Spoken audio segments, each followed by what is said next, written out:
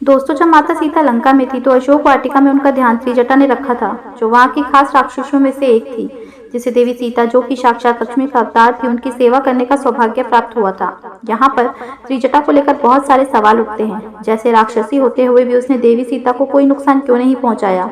किसकी पुत्री थी त्रिजटा? रावण उस पर इतना विश्वास क्यों करते थे? आज हम आपको इन सारे सवालों के जवाब देने वाले हैं, लेकिन उससे पहले आपको त्रिजटा के पिछले जन्म में जाना होगा, जब वो सुलेखा नाम की एक बेहद खूबसूरत अप्सरा हुआ करती थी और इंद्र की सभा की शोभा मानी जाती थी। सुलेखा का चित्रसेन नाम के गंधर्व से प्रेम हो गया था। दोनों देवराज इंद्र के दरबार में नृत्य करके सभी का मन बहलाया करते थे। एक दिन नृत्य करते करते सुलेखा को यह आभास हुआ कि वह बहुत जल्द चित्रसेन से बिछड़ने वाली है और वो रोने लगी। तभी सभा में नारद मुनि का आना हुआ। उन्होंने कहा, सुलेखा, तुम्हें रोने की जरूरत नहीं है। भविष्य में जो कुछ भी होगा उससे तुम्हारा भला ही होगा। सुलेखा ने उनसे पूछा, आखिर ऐसा क्या होने वाला है मुनिवर? मेरा मन बहुत घबरा रहा है। नारद मुनि ने कहा, भविष्य की बातें वर्तमान में नहीं की जाती, इसलिए तुम चिंता ना करो। इस बात ने सुलेखा के मन में चिंता और बढ़ा दी। ये सब देखते हुए एक दिन चित्रसेन सुलेखा के साथ पृथ्वी लोक घूमने गई।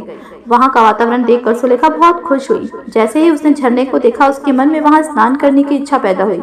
उसने चित्रसेन से कहा और दोनों उस झरने में जाकर नहाने लगे। एक दूसरे पर पानी डालकर दोनों नदी में हंसी ठिठोली कर रहे थे। वहीं पास में ही एक चट्टान पर बैठकर ऋषि दुर्वासा तपस्या कर रहे थे। बार बार पानी के छींटे उन पर भी पड़ रहे थे, पर सुलेखा और चित्रसेन इस बात से अनजान अपने खेल में खोए हुए थे। तब ऋषि दुर्वासा से सहन नहीं हुआ तो उन्होंने आंख खोली और सुलेखा से कहा कि तुम यहाँ से चली जाओ। तुम्हारे खेल की वजह से पानी की छींटे मुझ पर भी पड़ रही हैं, जो मेरी तपस्या में खलल पैदा कर रही हैं। लेकिन ऋषि की ये बात मानना तो दूर, सुलेखा उन्हें उल्टे जवाब देने लगी। ये देखकर दुर्वासा ऋषि गुस्से में आग बबूला हो गए। उन्होंने सुलेखा को यह श्राप दिया कि तुम बहुत जल्द यह सुंदर शरीर त्याग दोगे और इसके बाद तुम्हारा अलग जन्म राक्षस कुल में होगा।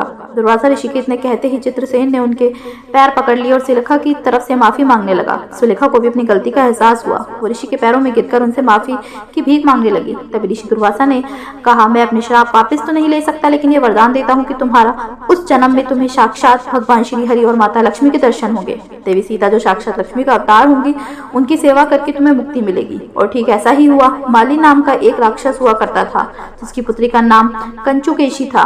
कंचुकेशी ने हरि कीर्तन करके ऋषि विश्वा को प्रसन्न कर लिया था। इसके बाद दोनों एक दूसरे के पास कर प्रेम करने लगे और फिर कुछ समय बाद ही कंचुकेशी गर्भवती हो गई और उसे कन्या की प्राप्ति हुई, जिसका नाम त्रिजटा पड़ा।